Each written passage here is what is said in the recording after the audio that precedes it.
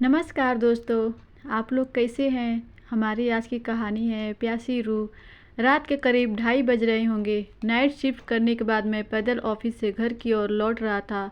वाहन न होने के कारण बीते 1-1.5 साल में महानगर की सूनी और लंबी सड़कें हमसाया बनकर मेरे साथ चल रही हैं।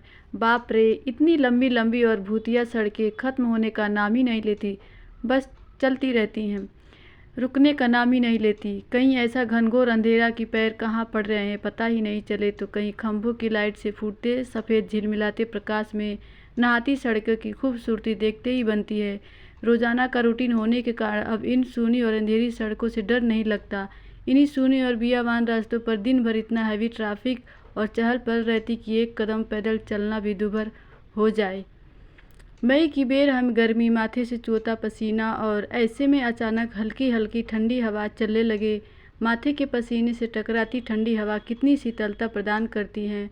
ऐसे में कौन बेवकूफ़ होगा जिसका मन गुनगुनाने को नहीं करेगा। गुनगुनाते हुआ मैं अकेला आगे बढ़ ही रहा था कि अचानक आंखें एक जगह पर जाकर ठिठक गई।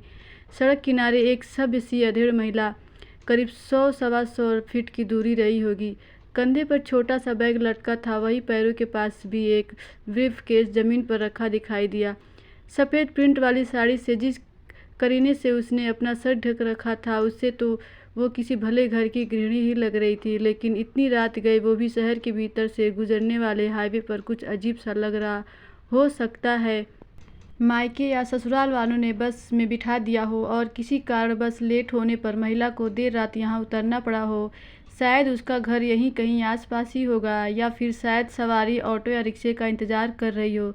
लेकिन इतनी रात गए रिक्शा कहाँ मिलेगा। शायद घर का कोई परिजन गाड़ी लेकर आ रहा होगा। शायद शायद शायद सोचते हुए मैं उसके बहुत करीब आ गया। नज़रों से नज़रें टकराई, मगर वो जरा भी नहीं झोंकी।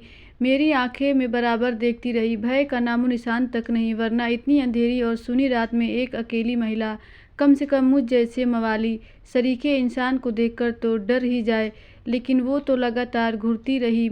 चेहरे पर न कोई हाव न भाव, हाँ होठों पर मुस्कान बराबर जमी रही। मैं ही झेंप गया। मुझे ही नज़रें हटानी पड़ी, कहीं ऐसी वैसी तो नहीं। फिर एकदम से सिर झटक दिया। होगी कोई, मुझे क्या लेना देना। मैं तेजी से कदम बढ़ाता हुआ अनजान महिला को क्रॉस कर गया। अनजाने डर और शर्म के मारे मैंने फिर पलटकर नहीं देखा। न जाने वो क्या सोच बैठे। चलते चलते मैं दूसरी सड़क पर आ पहुंचा।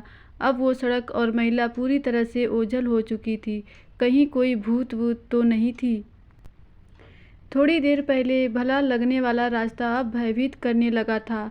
मैं जल्द जल्द अपने घर पहुंच जाना चाहता था। इसी तारतम्य में चाल में गजब की तेजी आ गई और बड़े बड़े डग भरने लगा। करीब 1.25 किलोमीटर ही चला था कि अचानक मुंह से चीख सी निकल गई।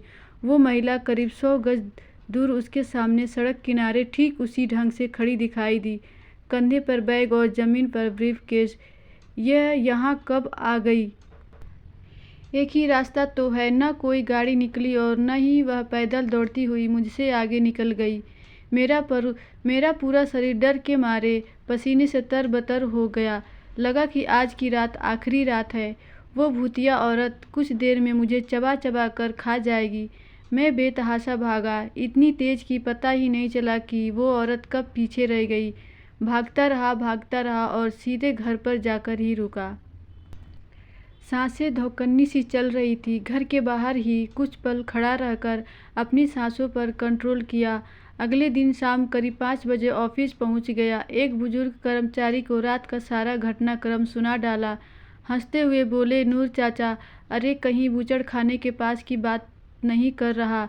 बूचड़ खाना, मैं बुदबुदाया। हाँ हाँ, बूचड़ खाना, स्लाटर हाउस, जहाँ जानवर कटते हैं। बेटा, वो सड़क बहुत खतरनाक है। बहुत हादसे होते हैं वहाँ। तेज़ रफ्तार बड़ी गाड़ियों ने बहुत सारे लोगों को कुचला है। सुना है कि कई साल बस का इंतज़ार कर रही एक औरत को भी एक ट्रक ने रौंद डाला था।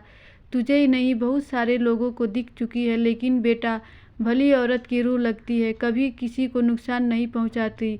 मैं हैरान था और परेशान भी। अब कैसे निकलूँगा उस रास्ते से।